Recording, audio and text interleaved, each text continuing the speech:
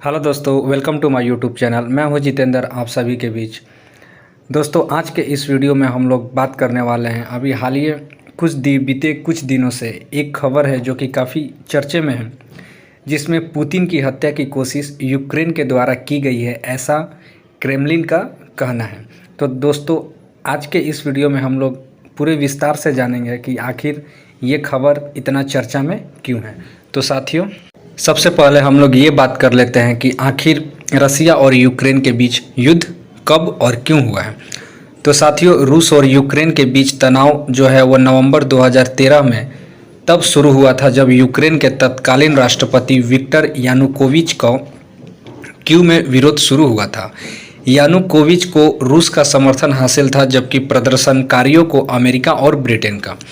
साथियों, बगावत के चलते फरवरी 2014 में यूक्रेन के राष्ट्रपति यानुकोविच को देश छोड़कर रूस में शरण लेनी पड़ी थी। यहीं से विवाद की शुरुआत हुई और पलटवार करते हुए रूस ने दक्षिणी यूक्रेन क्रीमिया पर कब्जा कर लिया। साथियों, यूक्रेन ने नाटो से दोस्ती गांठी और खुल्लम खुल्ला अमेरिका की शरण में पहुंच गया था।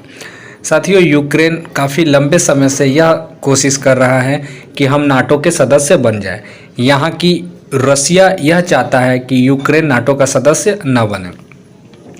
साथियों, बात तब बिगड़ती है जब यूक्रेन ने नाटो में शामिल होने की तैयारी शुरू कर दी और रूस यही चाहता है कि यूक्रेन नाटो का हिस्सा न बने। बस यहीं से यह जो युद्ध है इसकी शुरुआत होती है और अंततः 24 फरवरी 2022 को रसिया की तरफ से यूक्रेन में हमला स्टार्ट कर दिया जाता है और वह युद्ध अभी तक चलती आ रही है। साथियों, यह युद्ध अब एक दूसरे देश के राष्ट्रपति को मरने और मारने के ऊपर आ चुकी है। जैसे कि साथियों, आप अभी फ़ोटो पर देख पा रहे हैं, यह फ़ोटो क्रेमलिन, रसिया क्रेमलिन का है, जिसके अंदर रशिया के राष्ट्रपति व्लादिमीर पुतिन अक्सर रहते हैं, अपने कामकाज को अंजाम देते हैं। इसके ऊपर हमला किया गया है। साथियों, रूसी प्रेसिडेंट कार्यालय ने बताया है, जिसको क्रेमलिन के नाम से जाना जाता है, यूक्रेन ने मंगलवार रात क्रेमलिन पर दो ड्रोन से हमला किया है।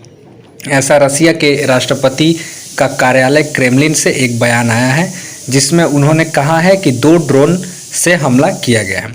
इसका मकसद राष्ट्रपति पुतिन की हत्या करना था, लेकिन मॉस्को के निवासियों ने भी स्थानीय समय अनुसार दोपहर 2 बजे के बाद क्रेमलिन की दीवारों के पीछे विस्फोटों की आवाज़ सुनी थी।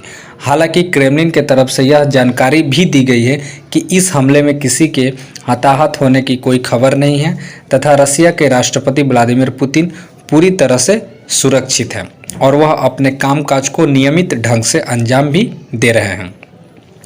वहीं क्रेमलिन ने धमकी भी दी है कि रूस जहां और जब उचित समझे जवाबी कार्रवाई करने का अधिकार सुरक्षित रखता है।